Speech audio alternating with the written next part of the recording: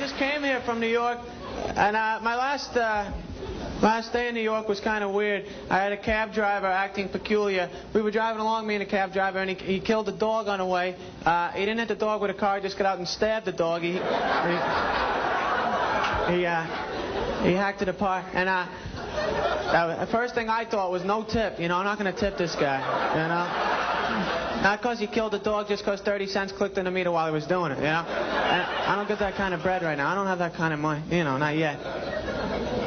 I will someday, I'm sure, but right now I don't. Yeah. A lot of good-looking girls here tonight, huh? Holy boy.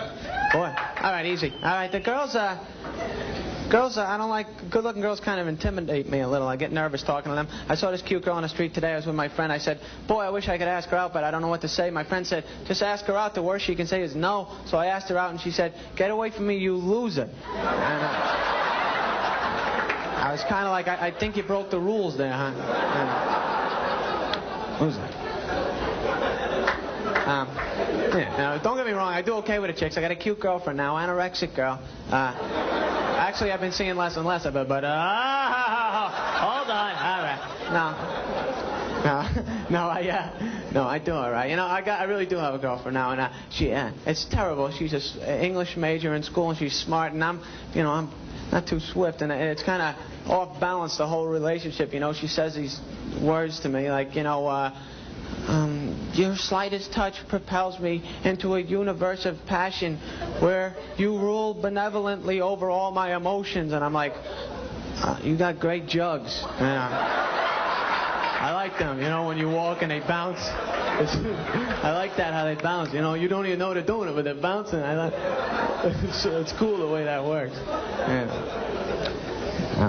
I'm not that dope. You know, I finished a big book the other day, 421 pages. That's a lot of coloring, you know, when you think about it. I had crayon cramp for a while, a little crayon cramp, but I went through with it. I did it.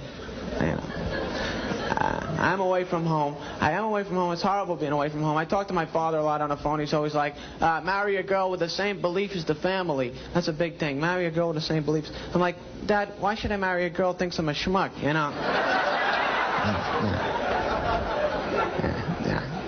Megan. Aunt Faye, I got an Aunt Faye. She's an old lady. She's got a big mouth on her. Very ugly lady, big mouth. I don't like it that much. She's got a very large, she could smoke a Duraflame large. She's got like a big, huge mouth. But she's got a big mouth. I don't like it that much. But she always gives me words of wisdom a lot. You know, like, a cantaloupe is bigger than a lampshade, but you can't use a doorknob as a toaster. You know? I live by that. You know, she's older. She's older. She's been around the block. She knows what she's saying, you know? You gotta listen to, you know? You gotta listen to your elders.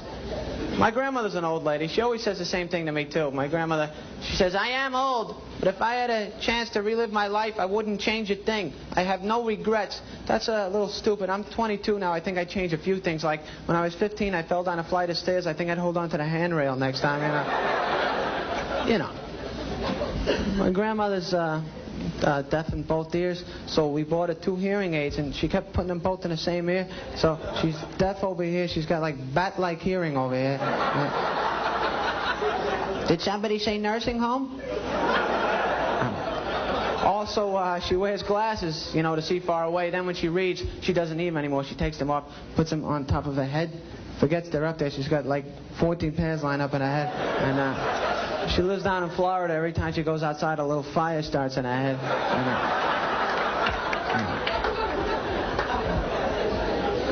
Well, I haven't been feeling well lately. Been a little sick. I'm all right, though, thanks. I'm feeling a little better.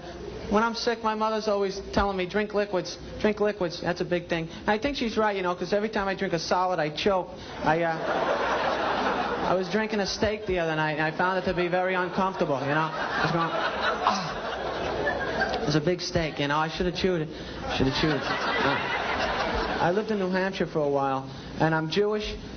Being Jewish in New Hampshire was kind of difficult, you know.